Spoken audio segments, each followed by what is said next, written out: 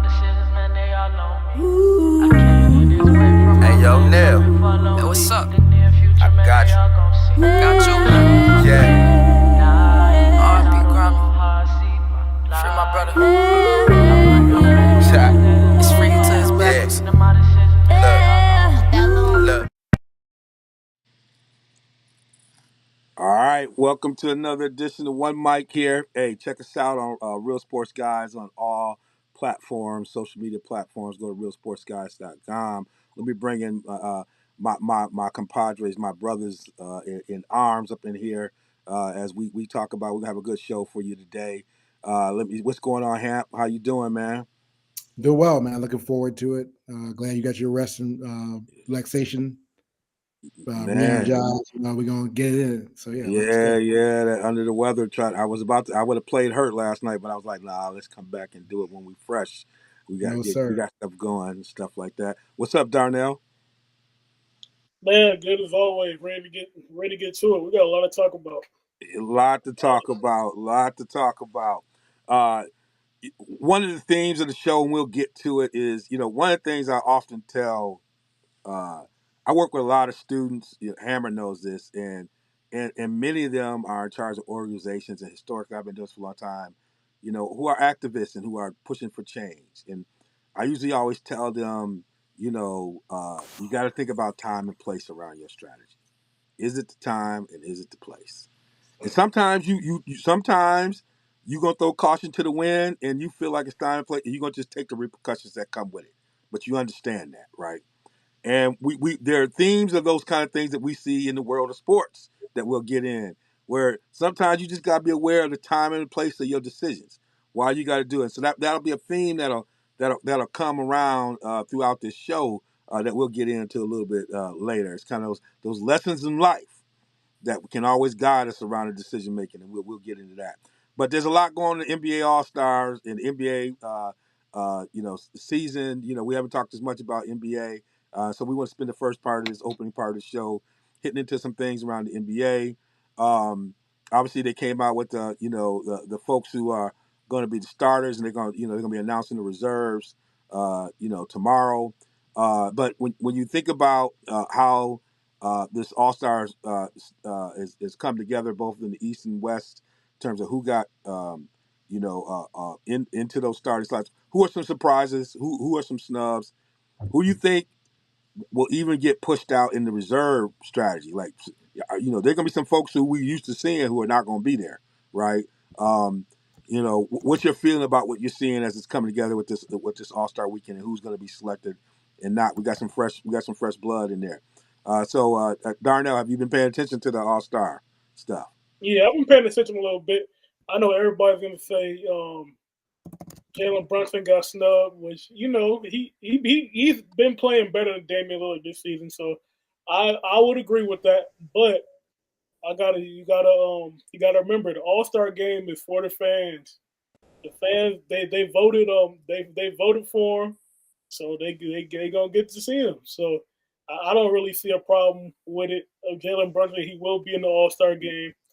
He's going to be All NBA, to be honest with you. So I think he's going to get his just due. And on the Western side, for the same reasons, it's a little surprising to see Steph not starting. Steph, he's going to have to come off the bench. But, they have some worthy candidates in there with Luka and Shai Gilgeous-Alexander. So those are the two kind of surprises offhand. Yeah, you definitely see the changing of the guards out west, and I mean that's legitimate. Shea is killing them, and with them with OK sitting at the top of the West, and he's he the main reason, and he giving them nothing but buckets. You gotta respect what he brings to the table, and Steph, and this is where Hammer might be playing a little bit of both sides of the ball, and you can't just be shooting and. Some of that stuff is okay, but I would say this: Steph is carrying. Steph is It carrying worked for people, Dame. huh? I said it worked for Dame. He's starting. Yeah. Well, And that one, no doggone defense. that one you got to blame on Not New getting York coaches fans, fired after 43 games. Yeah, so and that one you got to blame on New York fans because the formula. Think about it, the formula is I think it's what players, I think, or something like that, and then it's Yeah, media, players, media, and fans. then it's fans. But the And what fans he are more lost honest. on is fans in one of the biggest markets. His own fans didn't vote for him the way they should have. Like New Yorkers ain't got nothing to complain about. If his fans had come out for him, he would be starting because I think he got good votes on the player side and on the media side. I think the media put him over Dame. So that one right there is all on New York City fans, which is they ain't got nothing to complain about because they should have been able to get enough votes to get him in. You know, if I'm Brunson, I'm feeling some kind of way, but that's on the other side. Carl, who you got? Who you think has As far as been subs, it's going to be snubbed and not get in, or you just the yeah. surprises you see with how these teams are Well, coming together? Donovan Mitchell's a definite snub. There's no way I would put Damon Lillard. You know, I wouldn't put him on the team, let alone the starting lineup. So he's getting coaches fired, and after 43 games, you know, who are 30 and 13. So Dame is just a cancer as far as I'm concerned. So I really don't think he should be any part of the All-Star game. And then also on the West Side, Kawhi got snubbed badly. So now Kawhi should have been on there. You know, I think probably him. He's quiet, whatever. Doesn't work the media well, but so I would say definitely those are things that we're looking at. So yeah, as far as Go ahead. I was gonna say I agree. Kawhi should he should, like, if you look at just his play, he should be a starter. But you know they're not gonna have the All-Star game and not have LeBron starting. So True. I think that settles that.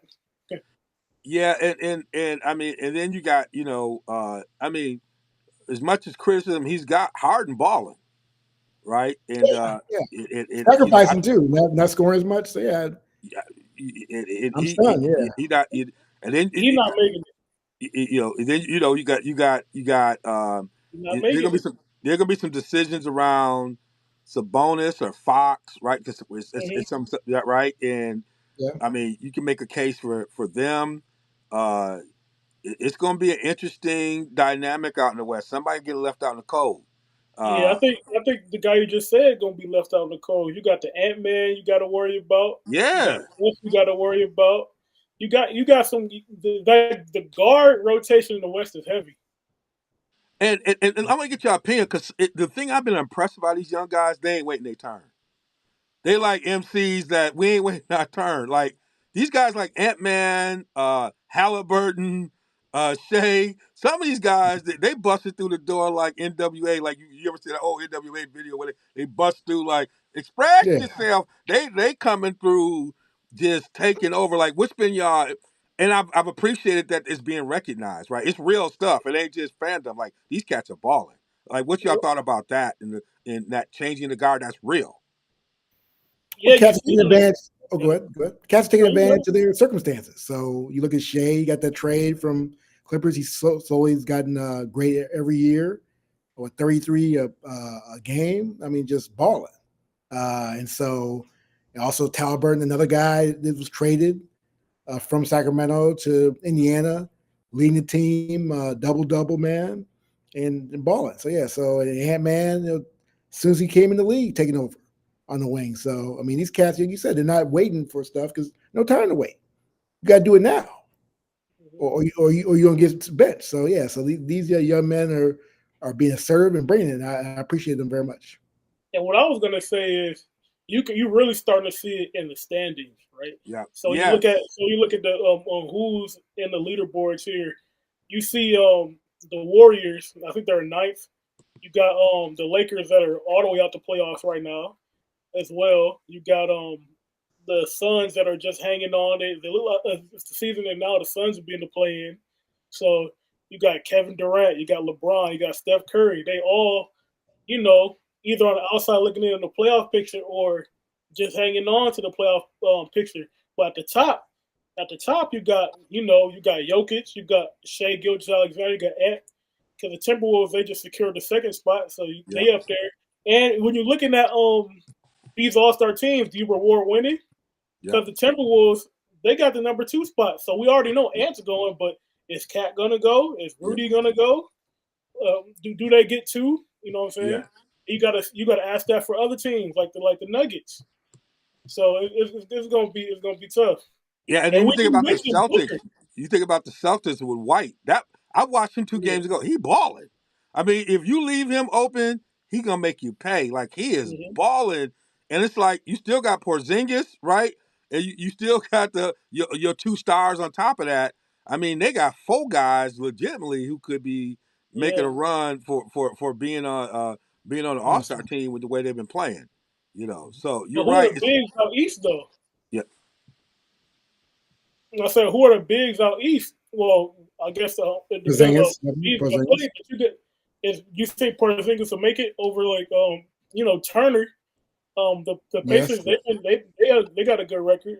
Yeah, he's got a good record, but He I might think be he might be reserved. You got Evan Mobley in there. You know he's what I'm been hurt saying? though. You So got he's been Pascal hurt. Siakam in there. Siakam just You got got traded. So Hank yeah. Carroll from the Magic. yeah, You got Yeah. some players in there. Yeah, you have the players in there. yeah. Giannis is starting. Yeah, and it feels good. I mean, I like that tension, and the part I want to look at is somebody's gonna be left out, and you want to get a sense of who's gonna be highly motivated by the disrespect, and they're gonna have a great second half of the season. I'm gonna tell you right now, if something happens with Booker not getting on there, he's gonna average about 45 the second half of the season. I mean, He already averaging. he don't hit 50 on them. I mean, everybody, he gonna circle the date on everyone. That's what I do know. But is there someone else you think if they don't get in, they gonna rain terror on the rest of the league? Is there somebody you think is gonna do that? Get highly motivated. I think Murray. Yeah, I was gonna say Donovan Mitchell, but Donovan Mitchell he's getting in. Yeah. But man, you got to think about it. Some of the Miami Heat guys like Butler, but Yep. Butler's probably not gonna get in. You got Bam in there. Yep. Oh man, so, It's gonna be something else. It's gonna be something else. One of the things about this, right? The NBA has been pushing on people playing. I mean, LeBron and AD done played almost every game, right? That's hardly ever. They would have been missed a lot of games by now, and because they got to play the 65 games to be eligible for some of these kind of awards and recognition. And obviously Halliburton comes out because had injury here recently, and he's in danger of losing out on about $41 million. And I don't think that was the spirit of the rule, right? Of doing the 65 games with that. That was really about trying to address this type of load management that's going on. What y'all feeling now that this stuff is playing out, and it might have some real consequences on folks' money in ways that might have been unintended. What do you think about Halliburton's position? Who doesn't seem like the kind of person who would skate, who would play if he got to play. yeah. So as for like the big awards like MVP and stuff like that, Yep. I understand the 55 game rule because at the end of the day, if you're not playing 80% of the games, then it's hard to make an argument that you're the most valuable player in the league at that time. But like you're saying, there's unintended consequences that do come into play when you're talking about and when it comes down to contract stuff, like being eligible for the super max and stuff like that. You're incentivizing players to come back early, from minor, like soft tissue injuries and stuff like that. And that's what happened with Tyrese Halliburton. He just came back again. He's just getting back again, but he did have that hamstring strain. Came back too early, hurt it again, and was out some more time. And now he's back now. But now that he's back, he can only miss 3 more games. If he misses more than 3 games the rest of the season, then he's missing out on the supermax. And if you're talking about a guy like Tyrese Halliburton, he's proven that he's, if not the best point guard in the league this year, he's in the top 3 as far as point guards playing right now. So unintended consequences, and I don't think, like you said, that's the spirit of the law, as Max Kellerman would say. Yeah, and I think there should be some type of appeals process to evaluate that type of thing. Where maybe it's the medical team, it's a third party that there might be an exemption around that when you can look at using a third party, some type of not really arbitrator, but something in a case like his. That's not always the case, but I think you know maybe that doesn't mean he gets consideration for some of these awards, but like you said, it's not going to affect him contractually because it's legitimate. This is not a load management. This is not the spirit of what we're trying to do. There's got to be a way to do that because you don't want to cost stars like this guy who's going to be your future money. Like he's going to be the face of the league, along with Shea and some. These guys, these are guys you want to be happy. You want them to be happy and moving, right? You don't want to leave a bad taste in their mouth because they're going to be the face of the league here, and they're already emerging that. But easily in the next 3 or 4 years, And they're the more, ones leading it, huh? and more importantly than happy, healthy, right? Healthy, Well, yep, the way it's set up now, yep, you're getting guys like you said that's going to be the future of the league. yep, They're coming back too early from these injuries. yep, A minor injury can become a major injury, and yep, that can alter a player like that's career. yep. And he's doing it in a smaller market, and so you want that visibility, right? So there's a Right. lot of pieces here when you talk about a star who seems to be happy where he's at and doing it, and I could see Indiana wanting to pay him, right? And so yeah, we want to make this right. What's your thoughts, Hammer, on this? Where's the union at? Where's Iguodala at? See, this is why we got okay. the counselor on here. This is why. No, I'm just saying. I've heard nothing from him this year. Yeah, Michelle Roberts is very, very visible and this yeah, and very vocal. This brother is seems like he's a visible man. So yeah, they're messing with people's money, they're messing with people's health, as Darnell said, and it's unacceptable that the union's not saying anything about this. yeah. The only And thing we heard from the brother when he co-signed, discussion yeah, of the people who vote. yeah, Pat Ewing won the Rookie of the Year, 40 games. Xavier McDaniel wasn't better than Patrick Ewing that year. So why take away discretion from the writers and also endanger the players with these soft tissue injuries? You're right, they need to heal and also deal with messing with people's money. And so I don't like it. I didn't like it. I thought it was contrived from the get-go. And now the intent wasn't there, but the impact has been severe. So that's the bottom line. yeah. The only thing I've heard from Iggy is when he co-signed on the punishment for Draymond. That was about it. I don't know if we heard anything else out of Iggy on this one, other than he co-signed on the Barely punishment heard that. for Draymond. Barely heard that. We heard that on that, so I think that's going to be something to do. We have historically we've had habitual line steppers. Look, I'm a product of the bad boys. I'm all about hard, but this cat Dylan Brooks, man, somebody got to test it. Like you see that game with the Lakers? The push from the back. See, back in the day, we clearing the bench. This cat is he is on another level. And I haven't quite. I've been and in some ways he's been good for that young team. He's been balling. In other ways, it's like, man, as much as these folks get on Draymond, man, this guy right here, I thought somebody, and this is why you don't have no goons on teams. Like you have real goons. Somebody on the Lakers should have been going right after him, or next time they see him. But he pushed your boy in the back. He could have hurt him. I don't know if y'all saw that play. But what's up on this man, Dylan, man?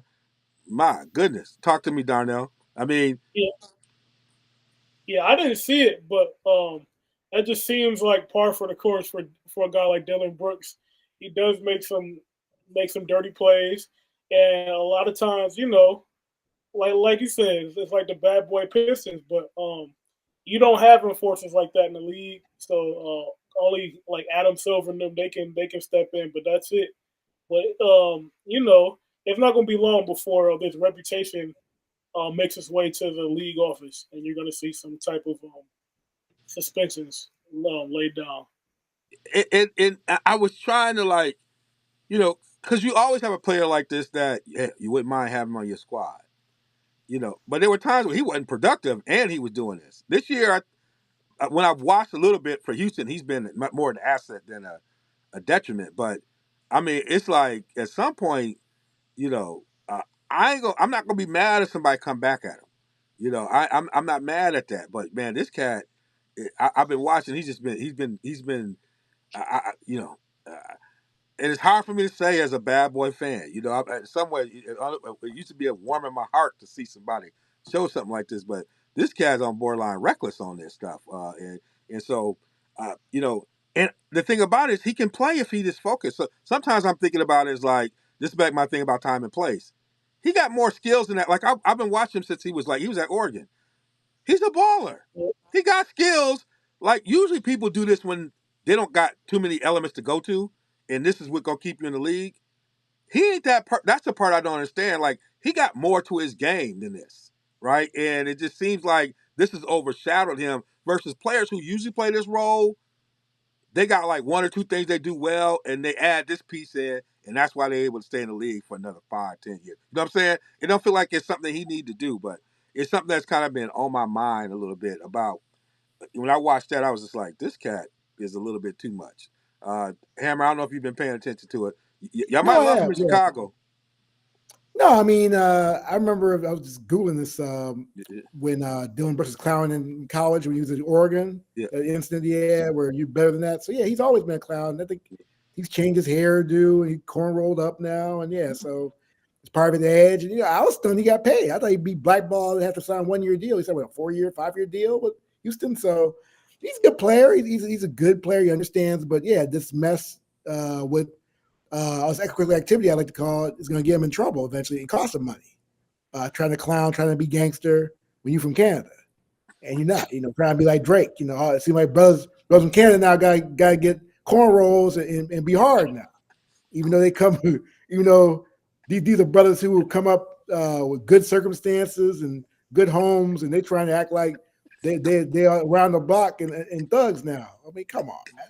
But I mean, Dylan's got also his brand. I know his brand, his Thug brand is helping him too get money. So, I can't be mad at him, but he has to stop this mess. He's gonna mess around and hurt somebody and hurt his career in the process. So, yeah, Dylan, don't get deported. Now they don't deported a couple cats, so don't mess around. You down there in Texas, so be careful.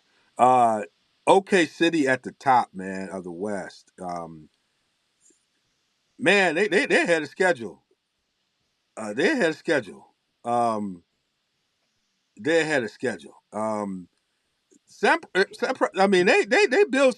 They know how to build stuff over there in OK City. You got to say that. I don't want to hear nobody talk about they can't build it because they figured out how to do that. I'm impressed with how they built this team, man. It's like out of nowhere, man. They back in it again. I When know y'all where he watch got them, his draft picks. He will. They got his draft yeah, picks. a lot of people get draft picks, but they don't make them work. You know Talent what I'm saying? development. But it's Talent also development. culture.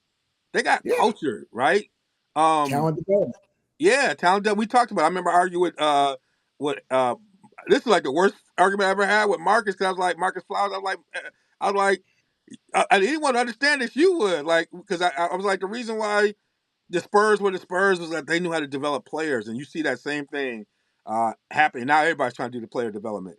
Darna, I know you've been watching this crew. Like, what is it about this team? Like, and they're young. Like, they ain't really full of a lot of vets, right? The leadership is young, and they still hold it together. Like, what do you attribute that to? Or they just like Carl said, they hit on so many draft picks, like Jalen Williams, J-Dub. He's going to be a really good player in the league, strong forward, plays at his own pace. He can get his own shot. He can shoot. He can defend. You got Lou Dort, excellent on-ball defender, can get around screens. You got Shea Gilgeous-Alexander, the ultimate scorer. Chet Holmgren, I call him Little Ticket. He the next young KG coming up in the game. They even got Casey Wallace. Remember, I was talking about Casey Wallace all last year during college basketball. I was telling you he's like a little Tony Allen that can shoot, but I didn't know he could shoot like that. Yeah. Like Casey Wallace is shooting mid-40s from 3 right now. So he's shown himself to be one of the best young shooters in the league. I know he can shoot like that, and you already know what he can do on the defensive end of the ball. So it's going to be interesting to see how this group grows together. And who they can keep. Because I remember we were having this conversation with the Atlanta Hawks a few years ago, and I was telling you like Atlanta Hawks, they're gonna, they're coming up. They're gonna be the next young team. They just drafted Cam Reddish. They had DeAndre Hunter. They made that Eastern Conference Finals run, and then they were like, "Oh, who's gonna get paid? Who's gonna get paid?" And then they shipped Cam Reddish off. You know what I'm saying? Then they started Trae Young started beefing with John Collins, and everything fell apart. So they just got to stay together and make sure they don't let the outside stuff break them apart and start stunning that team chemistry. Yeah, stay out of trouble like Josh Giddey too. Stay out of trouble. Yeah. Oh yeah, I didn't mention Josh Giddey. Yeah, he from a basketball standpoint, he everything to do, but he got other stuff going on, the extracurriculars that got to get addressed. He beat it. Yeah, but you still got to deal with the public opinion. He got a whole bunch of stuff, so he been quiet and underground. But that's the team we got to continue to watch in everything. All right, we're gonna talk a little. We're gonna get more into this, time and place. I always say in life, we have to decide whether it's the time or place to make a decision. And no other person we got to put in the middle of this conversation as we get ready for the Super Bowl, and we have to close the deal on the NFC Championship and AFC Championship, is my man Dan Campbell, who y'all know I love. But man, and we've been going back and forth. And we would have had this conversation much sooner, but I wasn't feeling well. But his decision making, and the thing about it is, there's always this feeling you're gonna get back. But as we learned from Dan Marino, we've learned from a lot of other folks, getting back ain't as easy as you think. And when you become the target, when people realize it becomes, each season gets more difficult. Now, I think the Lions got a really good foundation, but his decision making, man, and time and place around some of this stuff is just killing me. And sometimes you got to know you in the moment. And I've always said, who do you got around you who is like your Jim Brown, is going to tell you what you need to hear? And Dan Campbell needed a Jim Brown around him,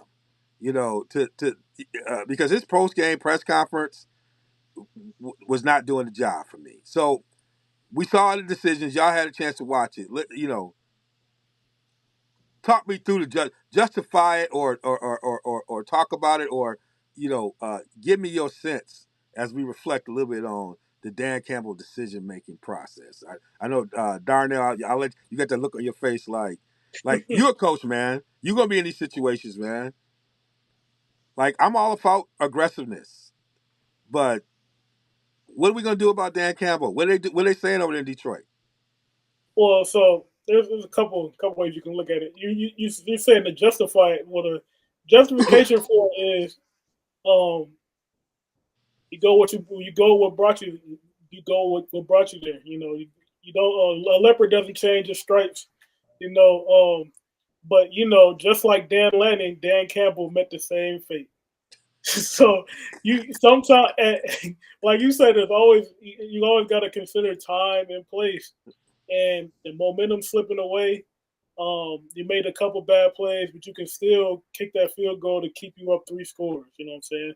You can still it's fourth down, but it's on your side. You know what I'm saying? Like, yes, these decisions really cost them as far as the momentum of the game. But at the end of the day, I can't put it all on Dan Campbell. He put them in a position to succeed. It's 4th and 3. Okay, Josh Reynolds was wide. He wasn't wide open, but he was open. Jared Goff threw him a catchable pass and he dropped it. 3rd and 1, threw him a catchable pass and he dropped it. Like the coach, at the end of the day, the coaches, they do make some tough decisions, but at the end of the day, the players got to play. You got to catch that ball, man. But you and I talked about that. That player is like 5th on your chart in terms of who you want the ball in that situation, right? You and I did a list. We're like, if you were to decide who in their group you want to have the ball in that play, but you would go down. He's about 5th on the list. So your option end up having you throw it to the person who's 5th on that list. And he did what the 5th player on that list is going to do. But you know how passing concepts work. It's not like it's predetermined who you're gonna throw the ball to. But even doing that, think about what he was winning with.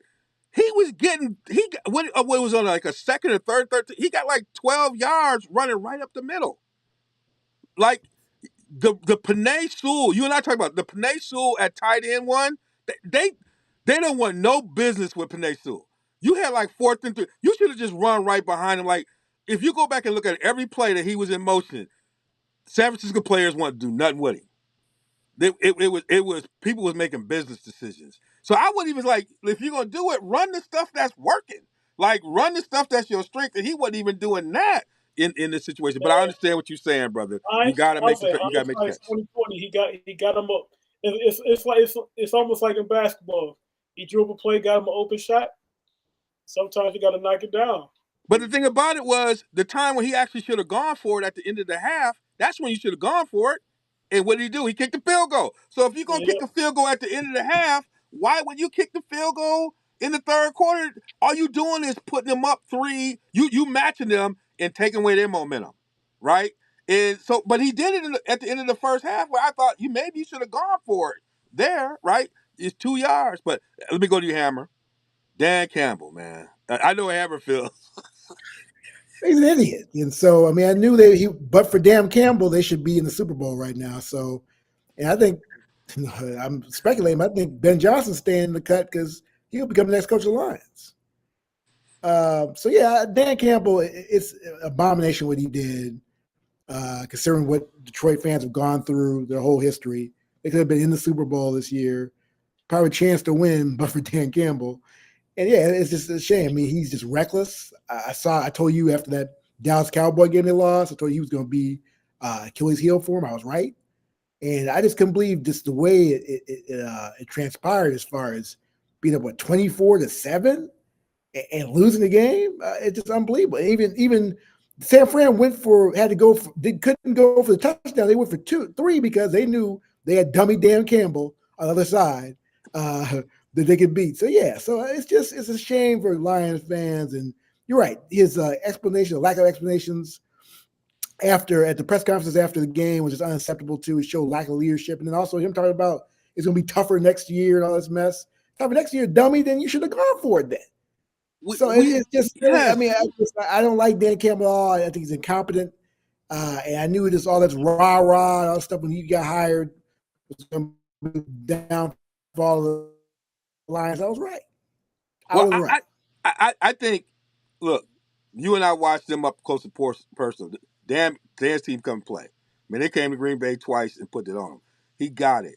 But there are times when you got to learn. Like, you can't keep putting your hand on the stove, right? That's the part about it, is like, you the cat that keeps burning your hand on the stove and then coming to me like, can you help me? No, I can't keep putting the bandages and mending your hand. I ain't got time. I got to go with this other stuff. You keep doing this. Stop putting your hand on the stove. And it's like your end goal was to create the pressure. Well, the best pressure in that moment to create pressure on them was to kick the field goal and remind them they only 3 scores down. Like, that's the psychological pressure, right? That's the psychological pressure to get them to slow. And it's that part. So I'm hoping he can grow around it. But part of this is part of growth. You can't ask the players to grow and you're not growing. Right? I think that'd be his message, right? You got to learn from it. You got to learn from that. You can't ask the players to do things that you're not going to do. That's why he's going to be gone, too. So that's the piece he got to do. And that's what's going to be gone. The players you better have a top 5 defense who can cover up for you. And that's not what you got. So you got a defense that's shaky legs, and you putting them in vulnerable positions with your decisions, right? That defense is going to benefit from making San Francisco go the full length of the field. They'll have enough time to regroup. Now you giving them fewer mistakes they can make. When they hold it, they don't got you to this point, right? So that's one. On the Baltimore side, my other issue I had up here. We got to think about time and place. Juan Lamar, man. You got to understand when it's winning time. And Lamar was playing like, I'm going to prove a point. Lamar's like some cats where I talk about, they get the position and they still act like they the candidate for the position. You ever see people who get high level? Hammer, I know some people. It's like you still running like you still running for Yeah. office for this position, and you already got it. I'm like they don't selected you, and you in the position, and you still running. Like it felt like Lamar. You already been one time MVP. You ain't got nothing else to prove. Be you. And the number of times when he should have just tucked and run, just go, be you. He up there patting and going. It's like, man, and then you cannot sit in a press conference and talk about how upset you are.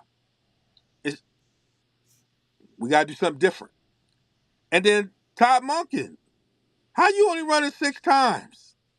Again, it's like, so I don't know what was going on with Baltimore, but I need to get some. I'm in a therapy session with my boys. I know Darnell's probably watched them. Hammer, I know you got to put. I want to hear what your perspective is, but it's like you got to be ready for the moment. And it felt like the Ravens missed on all cylinders. It just felt like it was, and then the youngin getting the personal foul. Look, you got the ball. Y'all been working hard trying to get. Now you gonna taunt? Just catch the ball and keep on moving. Like they had so many examples of time and place. I'd never seen a Raven team like that. But what's y'all thoughts on that game and how that unfolded on the Ravens side? I'll have to go with you, Hammer, and then come over to No, I was really Darnell. upset with John Harbaugh's lack of leadership. I Yeah. don't care. I mean, you're the head coach. They throwing Monken on the bus, but hey, you're the head coach. If Yes. I'll be up in his face talking about you better run the ball. You better get it to Yes. Gus, you get it to Justice, you better get it to all those cats. And so everyone's going to try Monken on the bus. Monken was allowed to do that mess because of John Harbaugh, and then the lack of discipline Yep. with Zay Flowers. And so, I'm upset about Harbaugh as far as his lack of leadership. And it's a shame because, like you said, D. Wells earlier, you don't know if you're going to get there again. Yep. Even though Lamar is a young cat, you don't know. I mean, Dan Marino can tell you that. 23 years old in the Super Bowl, never saw it again. And so that's the thing where these are big time things where you cannot make mistakes like this. And why would you go away from what got you there? It makes no sense at all. It makes no sense. Man, and before I go to Darnell, all I could think about that whole time I was watching that, man, is the Uber driver who had to drove. I thought I thought he drove me through the Vegas because they're running they're doing a marathon, so he had to get me to the airport in Baltimore, so he had to go to a different route through the Vegas. But the whole time that was when Lamar was trying to get his money, and this brother, I was like, black on black crime. This brother was critical of Lamar and them, and I was arguing all some good points for Lamar, but all I can say is this brother's probably sitting in the car like I told you. He probably is yelling like I told that brother when I took him to the airport what was going to happen with Lamar in these big games. I'm mad. All right, Darnell, what's your thoughts when you watch that straight up, as Hammer would say, debacle? Yeah, it was a debacle. It was an organizational debacle. Like you said, He said an organizational debacle. yeah, because you said you were saying that Lamar Jackson, he was hearing the outside noise. He let them people get to him. But at the same time, Todd Monken was in on it. Yes. It was one of those things like Lamar Jackson was like, Lamar saying, I'm going to prove a point. And then Todd Monken was like, we're going to let you prove this point. You know what I'm saying? And that's what it was. And the Chiefs, they were giving them the run. All day. I was telling you earlier, like when they're doing all those stunts and all those different, gap exchanges and stuff like that. The answer to that is line it up and run at them. Yes. They'll eventually get out of their gap and open the hole for you. And you saw on the 4th and 1 when they ran the QB power, they ain't go back to that the rest of the game. They got like 12, 13 yards off it. And you look at Lamar, he got what he needed to get, but he didn't look like he wanted to run for real. Like I think if he really wanted to get to the edge and turn it on, he could have scored. He could have got out and scored on that play. But he didn't really want to run. Like he wanted to prove that, he is quarterbacky, as they say. He's quarterbacking. I love that. It got to him. It got to him. It's like that's the evolution when you get to the point is this is what I do. Y'all just got to respect me and I'm gonna get it. This is how I'm gonna play the game. You know, one of the things I respect about LeBron, LeBron is like he finally got to the point where like this is how I get at it. This is how I'm gonna do it. You can be critical of it. This is how we're gonna play. And this is how we're gonna get at it and win it. And when he decided to do that, you know, he gonna take all the heat, but this is how we're gonna play. That means I'm gonna have these 1+ contracts. We're gonna do it this way. I'm gonna play like he finally got comfortable in his own skin and taking it. And there's a time where I think Lamar's got to figure out how to get comfortable. And when you're not comfortable, you and Dak gonna be out here looking at each other. And speaking of Dak, there's another person that got no time and place, Jerry Jones. Jerry Jones up here in press conferences, coming out here talking about we all in. Talking about all this stuff, undermining his coach who's a lame duck, his player, like talking about everything he gonna do. Jerry, be quiet. Be quiet. Like, don't say anything. We don't believe you. We don't believe you, Jerry. We don't believe that you all in because we haven't seen it. Like, not the way we need to see it. And you hearing it's funny when stuff starts cracking down. You got families coming in, time and place. Family members stay out the business. I mean, the Cowboys are an example of time and place. We got brothers and sisters coming out. We got cousins and aunties and grandmothers. Everybody talking, and then we got Jerry in the middle of this debacle as well. So that was one that just rose up on me today. Is another example of time and place in this cover. And Jerry never has a good sense of time and place. But I don't know if y'all heard Jerry talking about being all in. I don't know if y'all had a chance to do that. I did, yeah. Do y'all believe him? No, because he didn't fire McCarthy and hired Bill Belichick. Thank you. Harbaugh. So he's not all in. He's got a coach on a lame duck on his didn't get extensions and a lame duck coach. So no, he's not. I don't know what Jerry's on. Jerry's on something I can't say on FCC airwaves. That's what he's on. No, really, that's what he's on. That's what he's on. So I feel bad for the Cowboy. I have a good friend of mine, Jennifer's a Cowboy fan, and she's all upset. She wants Quinn fired and McCarthy fired, and Jerry just sitting down talking about, trying to put on a show and instead of winning. And so it's been since 1996. Yeah, I've been traveling. I haven't even talked to my pastor. I don't know if I'm going to even talk to him. He's a Cowboy fan. I don't even know what to say to him. I'll talk to him here in a minute. But I mean, I don't know what to do with them with this. I mean, I'm almost feeling bad, but I'm wearing my Steelers stuff because we done made some adjustments. I'm hoping that will turn out. But we ain't out in these streets other than our owner saying it's got to get better. But I don't. Jerry's killing me. Darnell, what's going on? And I hear a lot of talk, but I don't hear nothing about the defense. I mean, I think we need to be talking about Parsons too. I think the defense. I think you're going to see when Diggs comes back. I think it's going to bring another element back to the defense. Like you were saying, I don't know if you could say he's all the way all in, but they made strides. I'm not gonna get on him too bad, but like you said, you can't say he's all the way all in, because if he was all the way all in, they would have hired Bill Belichick. So speaking of Bill, I want to ask the question: people aren't getting Bill Belichick. What's your reason why folks are not hiring Bill Belichick? He wants too much. He wants to shop for the groceries and cook the meal. And he's already proven that he's not good at the shopping part. The GM Bill Belichick is handicapping the coach Bill Belichick, I believe.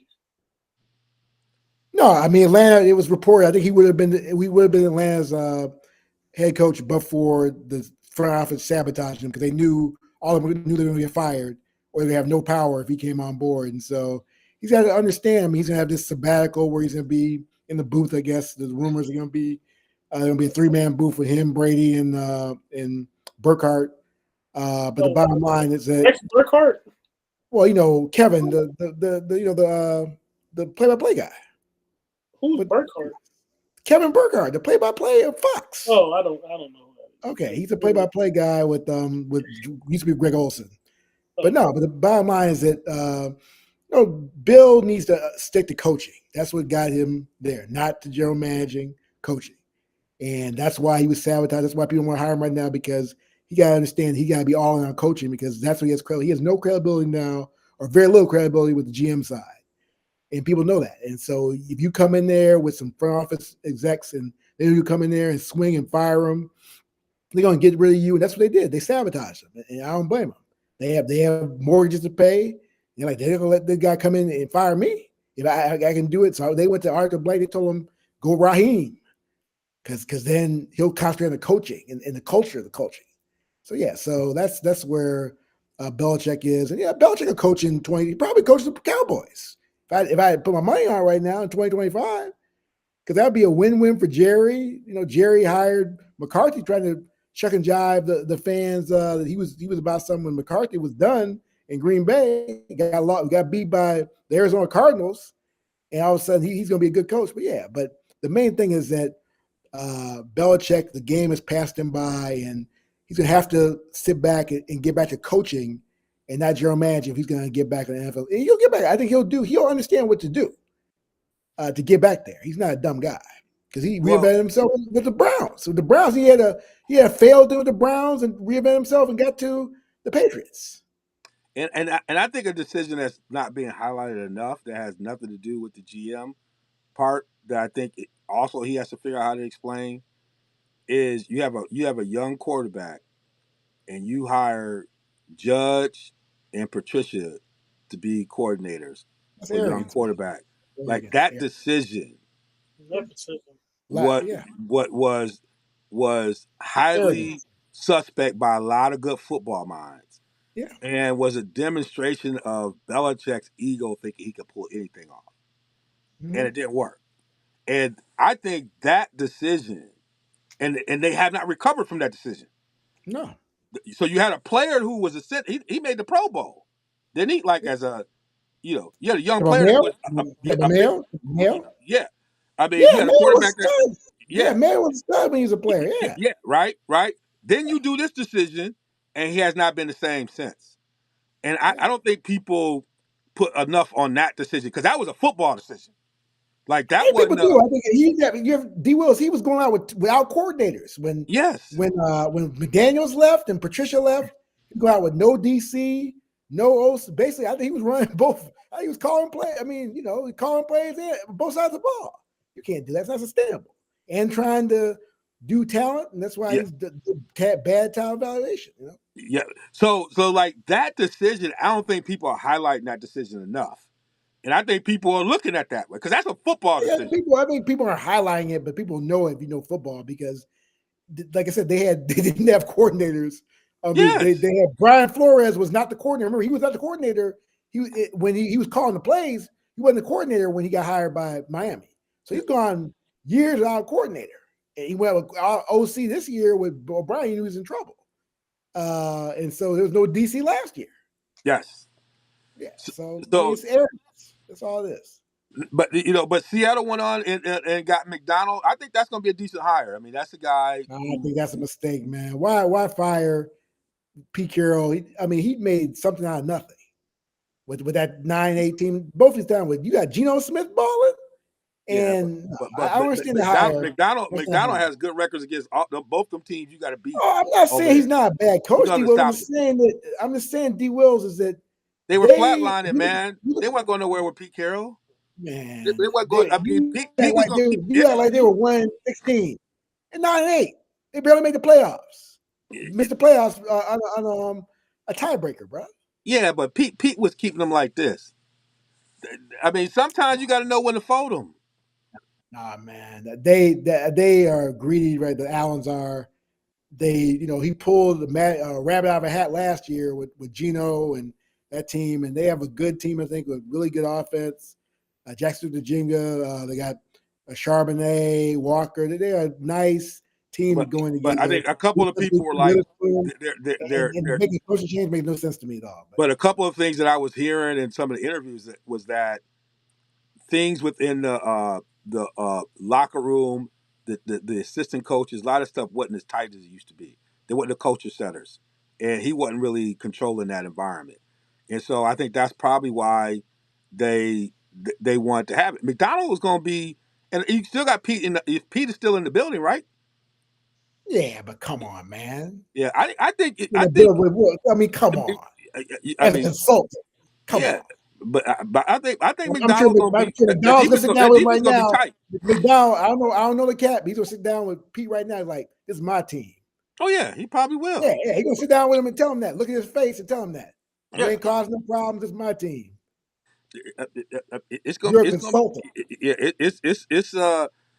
I think that's going to be an interesting hire, man, because he know one thing. That defense is going to be right back. The defense is going to be tight. They got a lot of good talent. Yeah, and they're going to be on San Francisco quick.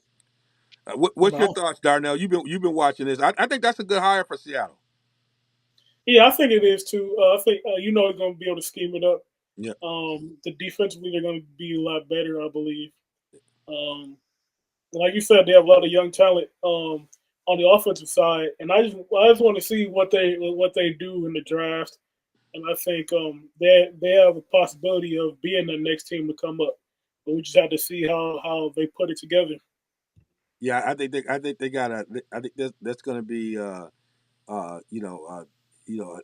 team to watch over there. That division is going to be interesting because they got some teams over there to rock and roll with. And you talked about Raheem going down there. I think he's a good fit down in Atlanta. I mean, I know. I'm glad to see the brother get a shot. He took over as an interim. He did a decent job, I believe, when he was interim. No, he was 4-7, man. Come on now. He was 4-7. Right. Come on. He wasn't retained. Come on they now, bro. Come on now, bro. Yeah, they love him now. Man. How many white dudes do average stuff and then get really good jobs? They want Castle Belichick. Yeah. Well, go ahead. They probably could have gone with Belichick, but I mean, this cat has been killing it as a coordinator. He should get a shot. I don't know. I'm just saying that let's not talk about he's not been a good head coach, man. Let's just keep it real. He wasn't good in Tampa Bay. He wasn't good as a interim with ATL. Like a good friend of mine, ATL said, they forgot he was 4-7 when he was at ATL. I mean, come on. And you fired a guy with 7-10. They gave Josh 2 opportunities. I'm a good math mind. I know, but someone tells me 4-7 is worse than 7-10, right? Am I right? Well, they gave your boy Josh. They gave your boy Josh a couple chances. Give it to brother. Yeah, this is what I'm talking about. We got real equity when we give a brother like this a second chance. Yeah, I wish Raheem, I think, is a good leader, but he's not been, the track record has not been good on the HC side of the ball. He's been damn good as a coordinator, So we'll see. I think it's a good culture for him. I like what he's hiring. Jimmy Lake, I like that. It's going to be a real good hire. Jimmy Lake for him as defense coordinator. Zach Robinson, he kept the special teams guy, was good. So I think he's got a good foundation. And he needs to get a quarterback. I don't care how good of a coach he is. So they need to get Russell. They need to get Justin Fields. They need to get somebody in there besides Mr. Ritter, Mr. Heineke. They can back up. But they need a starter, a true starter, or it doesn't matter how great of Coach Brother Raheem is, he's going to be in the same place he was after his interim and then after Tampa Bay where he got fired. So. Yeah, but they also in the division with a lot of questions. What other teams in their division got as many questions as they got. So he got a place to start. That's why he got D. Will. That's why he got to go get a QB because it's right to picking. You got. I mean, Baker is suspect. He had a good year this year, but you don't know. Arizona with not Arizona, Carolina with Bryce Young. Bryce Young is a bust already. He's done. Y'all come on. People, I'm about growth mindset, player development. He played 1 year. He's done. Yesterday's dinner. He's done. How you gonna say how done he is when they fired a head coach halfway through the season and he's been nothing but he won CJ Stroud. That's why he fired the head coach. But that's what I'm saying. He probably was getting the support. He was calling plays for CJ Stroud. You don't think the head coach might not have been setting him up? Oh, I think he definitely. That's why he got fired. Yeah, I think. So I can't judge CJ right now Because You talking about, he you had somebody probably Bryce. You talking about sabotaging. Bryce right now. You talking about Bryce, not Bryce. CJ. Bryce. I mean Bryce. He does CJ. Yeah, Yes, no, he CJ wants. good, but Bryce. No, I think Bryce is gonna be a bust, man. You've never seen. Look at, I mean, the analyst, the draft analyst guy is to my left, Mr. Darnell Kirkland. I mean, let's break it down. When have you seen a 5'10" successful quarterback in the NFL in the modern era? And don't give me Tyler Doug. Murray. What? Tyler Murray is not that bad. He's not that good. Tyler Murray is not that. He's not that good. He's not a bust. He's not that good. He's not that bad. He's not that good. He's another Baker Mayfield, basically Baker Mayfield, that type of quarterback. Kyler Murray, not been successful in the NFL. So God bless Bryce. And see, you look at Bryce Young too. He looks small, man. You see him on the field, you worry for his health, man. You worry he'll get crushed, dude, because he's a small guy. I mean, he's a tough dude. Was in Alabama. I remember seeing him. They showed a picture of him next to Mia Kimes, and she was about the same size as him. I was like, oh no, that brother gonna make it, man. That brother gonna make it. You laughing because you know I'm telling the truth. I'm gonna give the brother. I'm gonna give brother 2 years of a I good get brother system before I credit. judge it. God, but Bryce Young. One thing I can say, I can talk about you badly, but brother, you got you a first round, a number 1 draft pick money. You better do that 4 years. I said 4 years. You didn't get 5. You better get that 4 years of money and put it away and invest it well, because that's the last money you're gonna get, bro. No, they always find a way to say them number 1. Look. We just talked Jamarcus about. Russell, okay. We just talked about him in Tampa Bay. Yeah, number 1s always get second opportunities. Oh, he'll get a second opportunity, but that doesn't mean, much. I mean, I think, again, I just think he's not big enough, man. He's skilled, but it doesn't matter. I mean, find out how they he set had him up. trouble. I was watching. He had trouble throwing over the line, bro. That's a problem. But I mean, he had a big line. He had a big line in Alabama, right? We talked about the SEC, how fast it is. Roll out more. I mean, I'll put this way. I think you got Canellis is a good offensive line. I think Canellis is a guy. I like to hire with Canellis. I think Canellis could save him. Yeah, that's why they hired him. But I'm not going to blame a player for things that are coaching, and the stuff you talking about is coaching. It's and you reason why Brock Purdy is who he is coaching. People put him in a position and grit too, and grit. You can take away, and he knows how to execute. Yeah, and grit. I think Bryce can execute with coaching in a system, but some of that stuff is on coaching, not on him. But and Purdy's I just think Frank Wright never really bought into him. Like he had. He wanted. I mean, Tepper made that pick, man, and right then and there. I think Frank Wright. He got fired. He wanted to get. He couldn't resign because when you resign, legally you can't take the money. So I'm saying Frank Wright designed this system, and he was like, Bryce better be able to CJ Stroud. That's why he got fired. Yeah. Right, but I'm saying Bryce. He's like, Bryce better be able to run my system. Versus somebody come in like, we got Bryce. That's like Luke Getsy too. We'll put him in position to he does. If you don't craft a system for the player, you're gonna end up on the street, like Luke Getsy, like Frank Wright.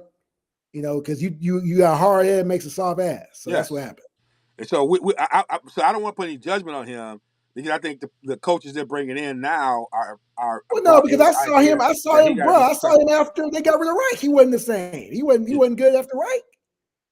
Yeah, we saw his audition. He failed that. He failed that, man. But I think they were all scrambling. That organization got a whole bunch of other issues. I think they're all scrambling. I'll give him a little bit more of a chance. The issue is Mr. Tepper. That's the issue, but he ain't going away unless he sells the ball club. Yeah. And thank God he didn't get your club. He was a minor owner of the Steelers. No, don't you? He's from Pittsburgh. But thank God he didn't get the Pittsburgh Steelers. Yeah, but the Steelers fan a little bit different. They'll roll up on you. True. That's why he probably didn't get it. It ain't enough for you to be ownership. The Pittsburgh folks is just a little bit different. You're not bigger than the brand. They'll roll up on you. You saw Messi threw a drink on. Where was the payback? Cats got drinks thrown on them, and they were just going like this, like nothing happened. I mean, they didn't fight. You do that in Pittsburgh, they would have whooped him. They'll roll up on him. Yeah, they come see him. He knew in Carolina he could clown like that. Yeah, he clown like that. Yeah. Pittsburgh, they come see you. They're gonna come see you. You Well, that's own the what, team. Pittsburgh almost treat you like Green Bay, like they owners without real stock. You're like, yeah, yeah, yeah. You the steward of the brand in Pittsburgh. No, he couldn't have done that. He in the right spot.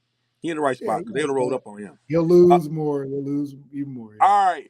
Any other items y'all want to put in the middle of the table before we get to the, this is just a free land space. Any other items y'all want to put in the middle of the table? Darnell, I see you over there percolating. I don't know. I was just thinking of what I'm gonna say, but do you want to talk a little boxing? Because Yeah, I why don't we heard, put something in there? Why don't we put a little boxing? yeah, We ain't talking about. I heard through the grapevine that Canelo he's zeroing in on a couple opponents. It looks like he's possibly fighting Big Charlo in May, and then looking at that Terrence Crawford fight in September. And it doesn't look like the Crawford and Spence rematch is going to happen because Earl Spence he had that eye surgery, so and the time frame's been getting pushed back. And after a certain while, he's not Crawford's not going to be contractually obligated, to fight him in a rematch because most rematch clauses only last for like the period of a year. Mm. So it looks like that might be what we end up seeing. Crawford might end up using this time just to bulk up and get to that 168 168-pound frame into that weight class. So just getting your thoughts on the Canelo side and the Crawford side. So Canelo, he only has two more fights on his PBC deal. Are you okay with these fights, or how would you feel if Canelo got out of this PBC deal and he didn't see David Benavidez? That's what he's trying to do. For He's trying to duck me, him. That's what I read. He's trying to go duck ahead. him. What are you saying? Go ahead. He's trying to duck him. That's what I've read. Isn't that correct, Darnell? He's trying to duck him. That's You don't want to fight Benavidez. speculation. Yeah, he wants to duck him. Yeah, And that's probably a good one. But you tell him he first. I think he looking like. What I do appreciate about this is he like, I'm gonna clean out the whole Charlo family because they talking junk. And from that side of it, I can appreciate Canelo. That's gangster, right? I don't got your brother. I'm gonna get the little one. It's almost like that one video when they talked about Jordan. The fan said Jordan told to pick up somebody his own size, and then Jordan went and dunked on your boy the center. He said, "Was he big enough?" You know what I'm saying, Matumbo? I feel like he done beat up the smaller Charlo, and he said, everybody, you beat up the smaller Charlo. Okay, I'm gonna go beat up the bigger Charlo. I'm gonna clean up that family, right? I'm gonna put y'all to sleep. In some ways, that's what Crawford wanted to do. That's okay. And then he gonna fight Crawford. That ain't a bad couple of next two fights for Canelo. What would be great, but I don't see the thing about it is the Crawford fight is like that's the crescendo, like because that's it. And I don't think he could do Benavidez and then Crawford. That's a lot. That's a lot. So from that standpoint, he had to make a decision about whether or not he's going to fight Benavidez or was he going to fight Crawford. That Crawford fight is a payday for both of them. Like you might as well drive up the Brinks truck and do it. What would be interesting is if Crawford beats Canelo, would he then fight Benavidez? No, it's time to retire. It's time to retire. You said okay. It's time to retire after that. So yeah, Yeah, at that point, I mean, normally I would hate on Canelo, but I can't knock him for those two fights. Those are two good fights. I can't knock him. What do you think? Yeah, I mean, you're a boxing guy. and I was actually gonna say the same thing Yeah. because there's two different perspectives, right? You have the fan perspective, and you have the Canelo perspective. Like the fan perspective, we're saying that right is right, and David Benavidez deserves the fight more than anybody else. Yeah. We need to see David Benavidez versus Canelo now, right? But if you look at it from Canelo's point of view, you're saying that Canelo versus Crawford is a crescendo. I think Canelo versus Benavidez is the pinnacle for Canelo. I think because at the end of the day, he's going to have to exert himself so much in that fight. He's going to have to go through fire to win that fight with a David Benavidez. I think it's going to be one of those fights that could possibly take a lot out of you. and might spell the end of your career, right? So you don't want to have the Benavidez fight and then try to pick up the Crawford fight like you're saying. Like, no, the Benavidez I think is going to be last. I think he plays out this contract and then goes ahead and tries to fight Benavidez later. I think that's what's going to end up happening. Yeah, because I think part of the Crawford fight is like this is, when you're having conversations about where people fit in terms of like Crawford's win, this recent win, put him in such a stratosphere, like in a way that Canelo understands this cat is coming from he's coming for like all time great status. And Canelo's like he's a real threat to like legacy right now. And sometimes people like that got to see each other, right? It's like we got to see each other, right? And I can appreciate that aspect of it. But Benavidez is the beast. Like he's that he's that guy that he's your boxer's favorite boxer, right? And so that's going to be an interesting. Yeah, I normally would be critical of this, but I mean, if he make that Charlo to that run, that's a run. Now I don't think he get out. I don't think he get out of that without the L. That's especially on the Crawford side. I ain't betting against Crawford too. I ain't. It's like betting against Pat Mahomes. I ain't betting against Crawford. I just can't. I can't see no way. He just always rises to the challenge. But that would be an interesting challenge, man. We got to watch it. We got to talk about that one more, man, because I think that's all. That's some good stuff. We talked about we want to see some really good boxing this year. That would be with all the other fights. Yeah. Woo, this would make it a good year for boxing. That's one of those all-time fights, like when Willie Pep fought Ray Robinson, Sugar Ray Robinson, Yeah. or when Duran fought Marvin Hagler. Yes. Just big, the big names going against each other, and if Crawford ends up winning that fight, he undoubtedly, he puts his name up there. He's one of the greatest ever. Yes, and that's all he's trying to do right now. Like he has won, like he's got his like single mindset, a focus on being at that spot. And so, if you want to jump up to get beat down, I'm going. He beat the fight out of Arrow. Arrow's people are right. Arrow don't need to be fighting no more. I mean, we didn't need to see that again. So I'm in some ways I'm glad it's shaping out the way it is. Arrow rest, be with your family. There'll be some fights that be made that he can make some money on it. But this Crawford thing, leave that alone. Don't go see the boogeyman no more. It's already been done. Yeah, he can fight. He can fight the winner of Never mind. Go ahead. I would say he can fight the winner of Tim Tszyu and Keith Thurman. Yeah, that's what I'm talking about. That's the space. But if it's Tim Tszyu, he need to be careful. Tim Tszyu you don't got me on the Tim Tszyu thing, and I'm starting to respect his game a little bit. Keith Thurman better come with it, or it'll be your one time and your last time messing around with that. That's a legacy over there. And I wasn't with him at first, but yeah, he breaks you down. So we'll do that. All right, y'all. We're gonna give out some flowers. It's been good, man. Good energy tonight. Now it's time to give out some flowers to, we like to end it on some positivity because we're dealing with a lot of craziness in this world right now. Especially in the space and life that I'm in. So we're gonna give out some positives to folks. And so who wanna go first with it?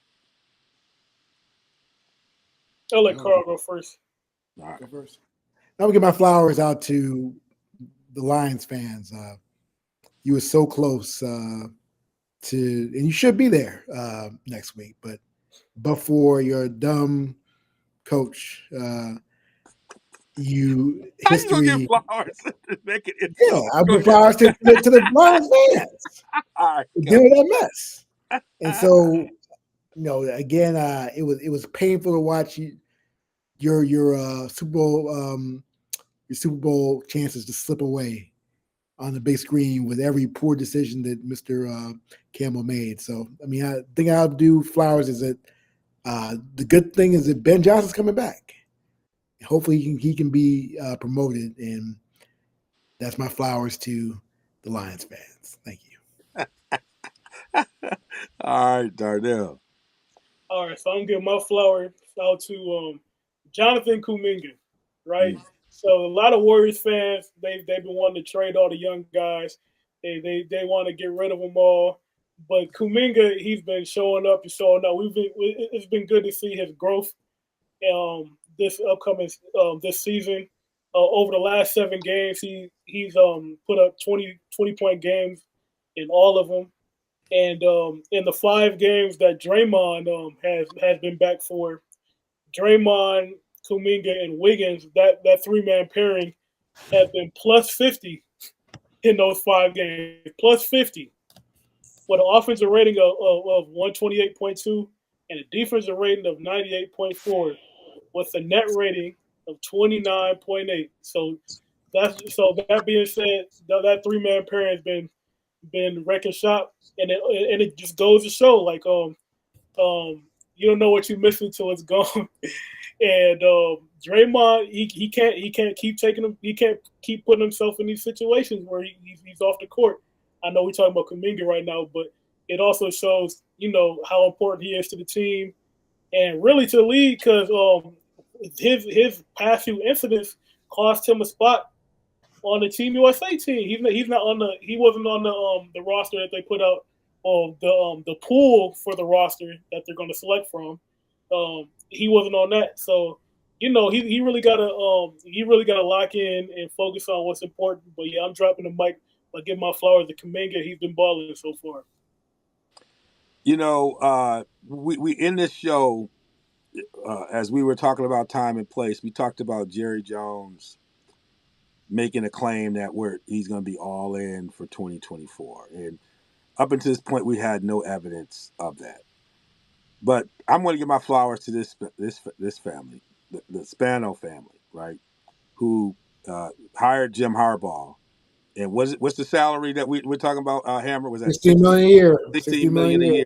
Now, Yeah, what this is the family that historically has never really invested when it all to return.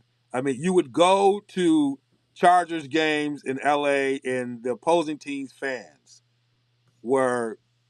it felt like a home game for opposing team fans. But they understood that they needed to invest and make this happen. And I wasn't sure they were going to do it, but they did it. And, who am I? People like Jerry talk about it. The Spanos did something about it. They spent the money, and they got Harbaugh, and he's bringing a whole bunch of people with him. And as we talked about, sometimes you got to be able to make some different decisions if you think you want to get there. We talked about that with the Lions and the coaching and all that.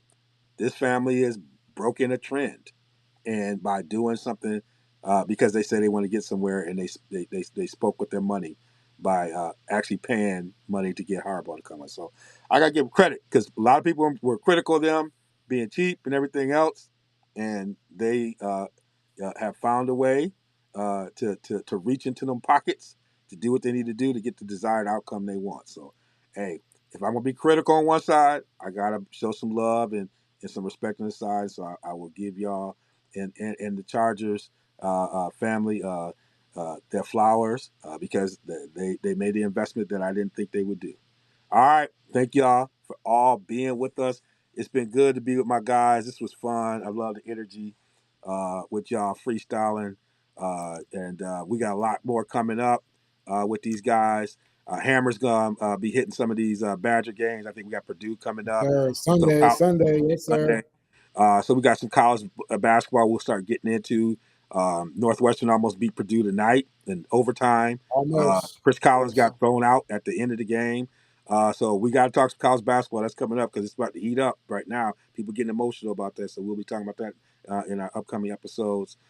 Super Bowl's coming up. So look forward. Hang with us. Go to realsportsguys.com or Real Sports Guys on all platforms. And catch these guys. They're on social media. But y'all better come with it because they will come right back at you. But we will see you, next time on the other side. Ready for the day the Lord called on me. The decisions, man, they